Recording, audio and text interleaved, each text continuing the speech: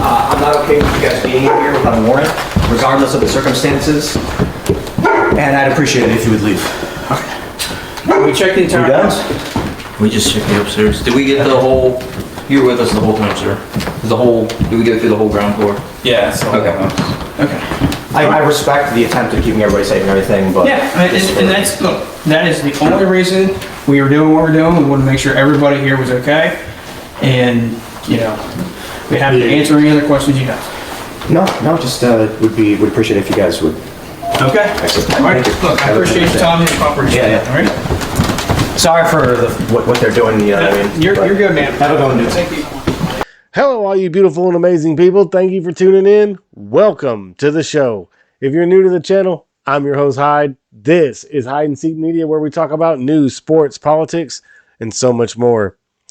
Tim Pool got swatted during his live broadcast while interviewing a former SWAT member. It was one of the craziest things I've ever seen, right? So, as you saw, Tim Pool was doing his live stream like he does every night. He had Brandon Tatum on. It was January 6th, and they had just gotten started probably about half an hour into the show when all of a sudden you see people walk by the cameras. And then Tim says the police were there, and it was like, what the hell? Of times. Yeah, the cops just walked in. Yeah, I don't know what's going on here. Should we? Yeah, that I was looking at my notes and I was like, did somebody swat you? Yep, somebody swatted us. Did Someone they really? swatted us? Yep, somebody swatted us. So that's How do you know? what that How do you was. know? I have somebody texting me. Oh, Yeah, okay. so Tim's gonna go wow. take care of So, business. yeah, just a police officer stroll entered it in. here, looked around because it looks like someone swatted this live broadcast here. Glad they didn't come in here busting, man. I'm glad, yeah. And then, so of course, that was a whole crazy incident all in itself. But then, you know, they filmed everything for the Cast Castle vlog. So if you go over to that channel and check it out, you'll be able to watch all of the video of what happened.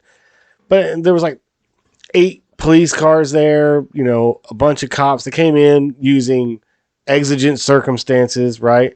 And so we're going to kind of touch on that and why I don't think they should have been allowed in the house. And maybe somebody should have taken it to that point where it was like, no, you're going to have to arrest me, man, because I'm not letting you in this house without a warrant. We have told you there ain't no issue here, but we'll get to that, right? We'll get to that. But there's a reason why they attacked him, right? There's a reason why this happened. Now, I'm not saying that it was because Brandon Tatum was on the show, because I thought that was just a funny piece of irony, right? That Tim gets swatted during his live broadcast with a former SWAT member in Brandon Tatum, right? Who is a former police officer from Arizona, who is also the co-founder of Blexit and, you know, runs the Officer Tatum YouTube channel along with the Tatum Report webpage and a bunch of other things, right? He's in the fight. Like, he's in the fight. And so they were doing their, you know, podcast, and like I said, about half an hour in, boom, it was crazy. So, but there's a reason why Tim got swatted. And I hope they catch the guy or person, whoever it was who did it, and charge them to the fullest extent and send them to jail, right? What they did put people's lives in danger. And that, look, there's one thing when you want to sabotage the show by going on there for one pretense and then completely blindsiding Tim and attacking him and going after him over stuff, kind of like what RA did, right? Like, so you could do that, and most people aren't going to, whatever. People like me are going to use it to make content, but for the most part, that's not seen as that big a deal. Swatting, on the other hand, is a big deal. And so we're going to get into that and why that's we're going to get into that and why that's a big deal and all that. But the reason why they're attacking Tim, right? The reason why this happened was because of his previous guest that he had on the night before. And I think it was more of a statement like, hey man, that was too far. Having Charlie Kirk and Vosh debate on your show is one thing. Bringing Sean Parnell on is one thing, or Kim Klacik on is one thing, right? These candidates may not even win. But Marjorie Taylor Greene, how dare you, Jim? How dare you bring Marjorie Taylor Greene, somebody who is guaranteed to win her seat again in this election in 2022? How dare you bring her on? That is the real rub. And I think that's what ticked off a bunch of people on the left and forced and made them do this, right? So it's crazy that we have to go through this kind of stuff in this day and age, but we are in a civil war. We are fighting a civil war right now. Like Tim said, we're doing it. Like, the information warfare is at full speed. Propaganda, you're getting it everywhere, right? From both sides. You're getting it from the left and you're getting it from the right. You got people like Ted Cruz calling the January 6th rioters terrorists. And we're going to get into all of that. And that's one of the reasons why I was so glad that Tim had Marjorie Taylor Greene on his podcast. But we're going to get to the swatting and why this happened to Tim. I think a big part of it was because of what he's doing there at Timcast. So we're going to check all that out, and I'm going to give you my thoughts on the whole situation. So before we do that, if you like what I do here and you enjoy the content I put out, there are many different ways you can help support the channel. I list a bunch of crypto wallets in every description of my videos. There's a merch link that you can click on where you can head over and pick out some of these cool political t-shirts like these right here. Or you can head over to Locals and join my community. Now, you can join for free, but if you become a premium member with your subscription of just $2.99 a month, you'll get access to all of my videos, articles that I write, and exclusive content that I upload only to Locals. So head over to Locals and become a member today. But let's get to the swatting of Tim Pool during his interview with Brandon Tatum, right? So here we have Tim's Twitter page, right? And you can see January 6th, we just got swatted. And then he links, to his YouTube page or whatever. But he goes into more detail here. Someone called the police and said they shot and killed 2 people and were going to kill more. Police were told not to enter without a warrant, but said they didn't need one due to exigent circumstances. This is a large house used as a production studio with many employees on site. Our vlog team filmed the entire swatting and as did our security cameras. We will post it tomorrow on the Cast Castle channel. Now, head over to that Cast Castle channel if you want to check that out. But it was pretty interesting. I watched almost all the video that he's put up so far. Here's a snapshot of the driveway, and you can see there's plenty of cars here. But these are officers with flashlights. There's another officer here. And, you clearly can't make out who's a cop and who's, part of Tim's crew in that photo. But it says it looks like maybe 8 vehicles, multiple departments and jurisdictions involved. The security footage shows this may have been worse than we realized. Fortunately, our CTO was outside as they drove up and de-escalated the situation. And that is a good point, right? That is a very good point that Tim makes. It could have been very bad what happened in that situation. From what I understand, when they film this, when they film live, the guests and other people on the show, like Ian, for instance, when they have to use the restroom, they have to pick their moments, right, and head to the restroom as fast as they can and get back while Lydia plays with the cameras and Tim and the other people keep the conversation going without having to actually bring anybody in while they're gone. And so that's a lot of times when you see where Luke goes on a ramble or whatever, or Tim starts to go on kind of a rant, or Luke and Tim are going back and forth. It's probably because the guest is in the restroom, right? And so Lydia is a master on the cameras, so you don't hardly ever know that. My point is, when these people go to the restroom, they're hauling butt down the hallway, or at least Ian is, for from what I understand. Ian will get up and he'll run down the hall to the restroom, right? And I think it's downstairs as well. And he'll use the restroom, and then he'll run back to get back to his seat as fast as he can so that he doesn't miss out on the conversation. And then he's not gone that long, because having a big gap of 5 or 6 minutes where you don't see or hear from Ian is kind of weird, in that situation, or the guest on the show or whoever it may be. So imagine if a cop was walking down that hallway, right? They had not encountered anybody in the driveway. They were walking down that hallway, and Ian comes barreling out of the door and around the corner, hauling ass to the bathroom, sees a flashlight flashed into his face, and all he hears is, "Police, stop."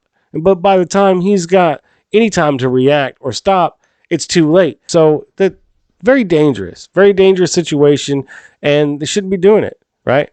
And if you don't know what swatting is, here in the Urban Dictionary, it says swatting is an internet prank or crime where someone finds your address either through your IP or because your name and location is known. Then they call 911 anonymously and report a fake emergency. Example, someone called and said someone at that address was being held at gunpoint, or someone was going to commit suicide, and a SWAT team would be dispatched to the address. It's becoming a trend. It is only a matter of time before somebody gets killed. Anyone caught swatting could face serious charges, even federal charges, for abuse, 911 calls, false alarms or reports, and then unauthorized use of telecommunications. Right? So it's a serious situation. You don't just call up and on Tim's tweet that we saw there. They said that they had killed 2 people and were going to kill more. Well, later it found out that they were talking about he was going to kill himself or whatever. But still, that's a serious thing. And so those police officers that rush to the scene, they have to take that seriously, right? But here's where, and I get the exigent circumstances, right? Those would be exigent circumstances in that situation, right? Except for the fact that they met 3 different individuals who worked there and told them this is a false alarm, that this isn't, none of that happened here. Nobody, is hurt. Nobody's got, anybody at gunpoint here. Everything is fine. We're actually taping a show right now, whatever. You guys need to leave. You can't come in without a warrant. And they said, oh, we're coming in because we have exigent circumstances. And that is where I'm like, no, you don't.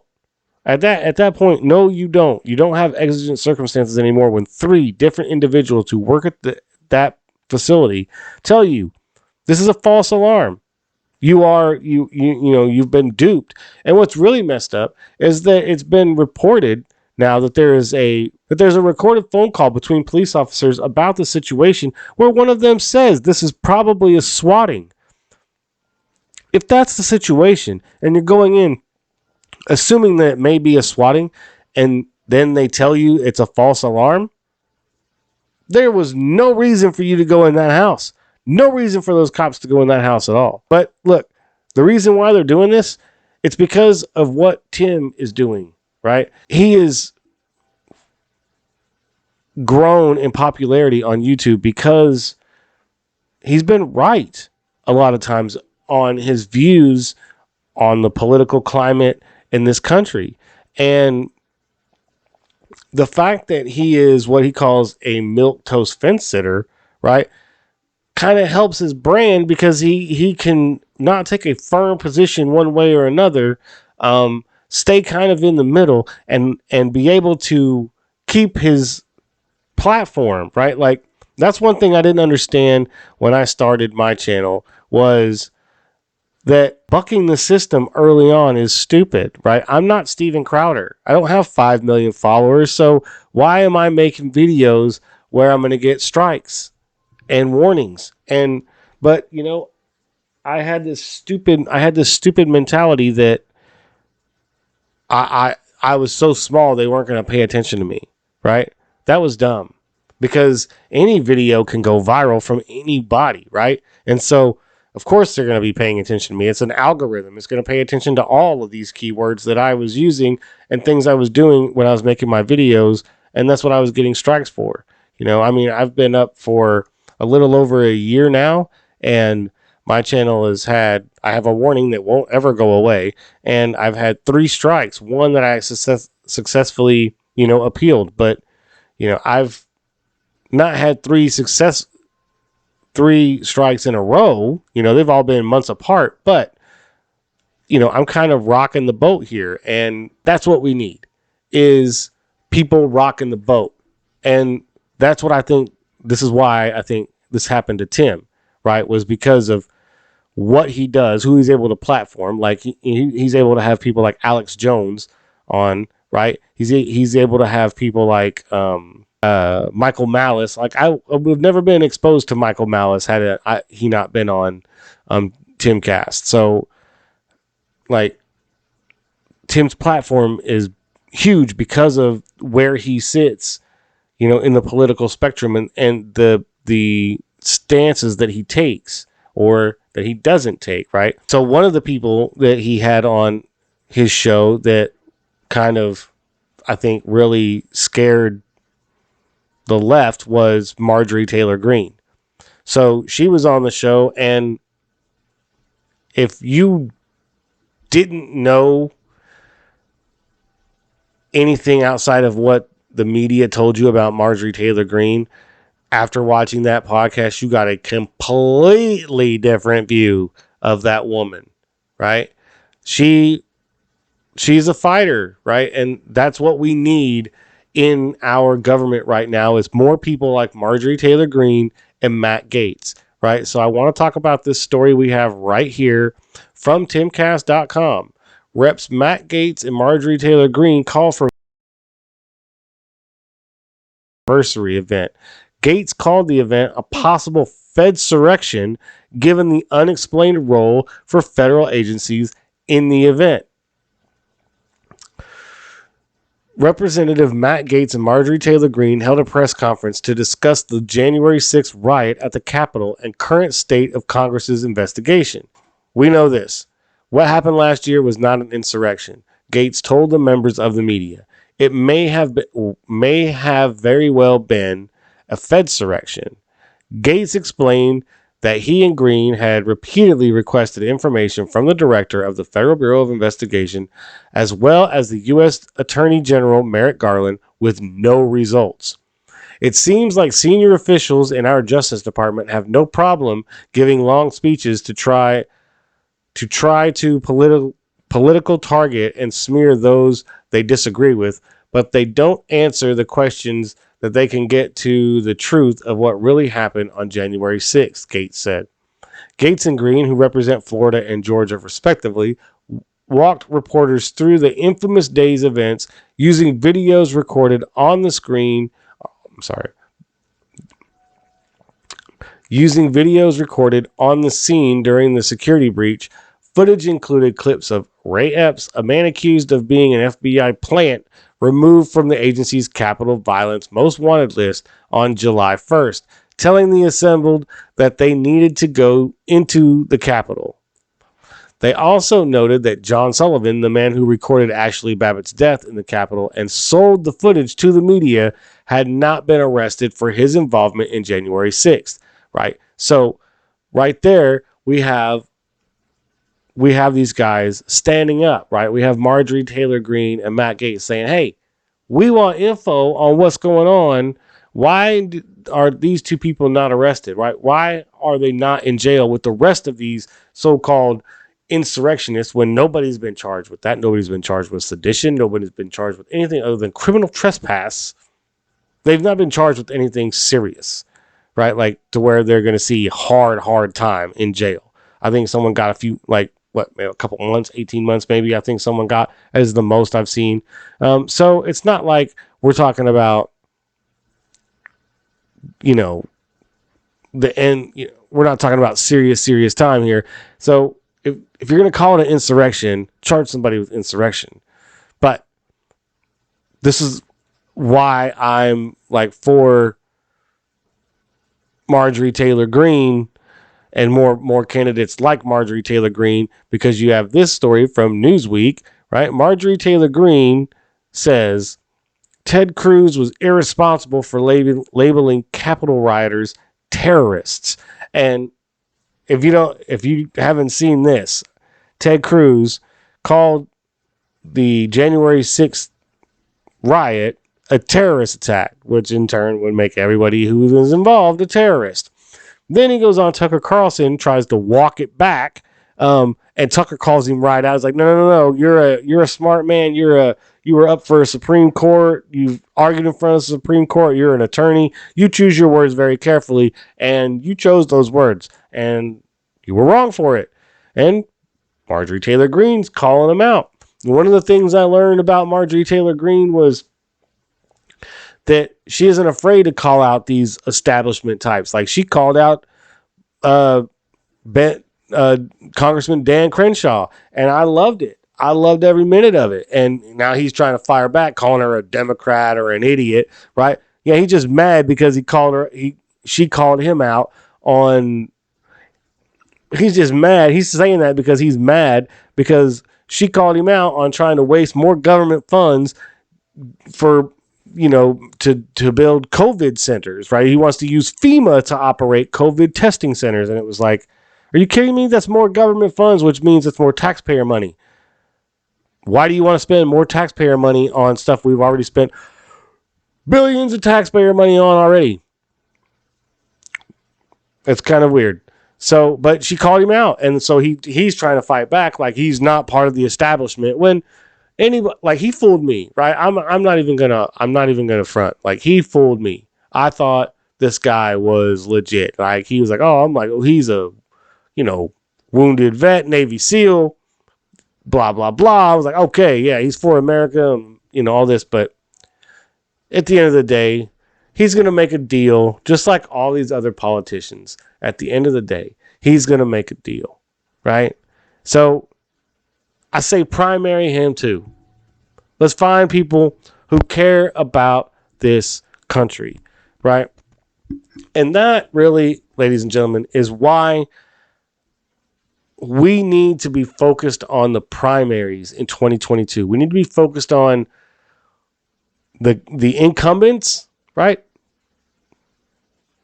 If they're not standing up for America first and American values first, and they're not actually doing stuff, if they put out a random pro-America tweet every now and then, or stand up against some random fight. No, you need to be fighting all the time, every time, all the time. And if you're not, we're coming for you. We're going to find you, and we're going to primary you, and we're going to make sure that you don't get to suckle off the teat of the taxpayer anymore. Right? We are done. It's time to take this country back, and we're going to do it with our vote. We're going to do it loudly, and it's going to be very, very surprising to some people. But first, we have to make sure that we're picking the right candidates. Like, we can't let people like Dan Crenshaw snake their way in and fool us, right? I don't know why he was named in that article from the World Economic Forum, but he was. Now, Tulsi Gabbard was named in that article as well, and I've been a fan of Tulsi Gabbard's, but I'm starting to wonder if she isn't just if she's not doing it just to garner support and ride that wave, right? Keep in the main eye, at least in one group, right? If I can't stay in the eyes of the Democrats anymore because I'm no longer in Congress and I'm kind of on the outskirts because I went after Kamala Harris and Hillary Clinton, then maybe I'll just join these libertarian type, conservatives or these disaffected liberals like Dave Rubin and see if I can garner some and keep at least my name out there so that maybe one day I can get a cabinet position and then possibly moved into a White House position, right? So, and I think that's all Crenshaw was playing for. I think that's all Tulsi Gabbard is trying to do is they're trying to position themselves to get a seat at the table. Well, I hate to break the news to you guys, but that's not going to happen if you're not for American values and America first, right? It's time to take care of this country and its people first. It's time to quit doing all the wasteful spending. Let's cut the government down. Let's get rid of all these bureaus and agencies we don't need. That's just a weird, crazy thought I had. But in the end, the reason why is because Tim is winning, right? What he's doing at Timcast is creating new culture and is actually gaining traction. And that scares them. And then you put somebody like Marjorie Taylor Greene, and it exposes a whole new demographic of people to the truth about Marjorie Taylor Greene that they would have never, ever seen had they watched mainstream media. So in the end, we need to have people like Tim Pool, right? And others. I could name a bunch of them, Jeremy at the Quartering and Jeremy over at D-Day Cobra, Osiris at Stuck in the Middle. There's a bunch of these guys that I watch, and of course you have Dave Rubin, Steven Crowder, and all them, right? But there's a bunch of these people that we watch that we all have to be out there fighting the good fight, right? So I appreciate you guys watching all the way to the end. If you haven't already, make sure to hit that subscribe button and notification bell so you get notified anytime I drop a new video. Smash that like button. Leave a comment down below. Let me know what you think about this video and the topic. Man, I love engaging with my viewers, so feel free to fire away. Also, I'm trying to change the URL of my channel to my channel name, but the only way YouTube is going to let me do that is if I get to 100 subscribers. So hit that share button and share this video on all social media platforms because that's the only way my video is going to gain any traction. YouTube has already given me so many strikes. They are not going to promote my video. I barely get any kind of impressions on any of my videos. So I need you guys out there sharing my work. So thank you for everything you guys are doing. I appreciate it. And I will catch y'all later. Peace.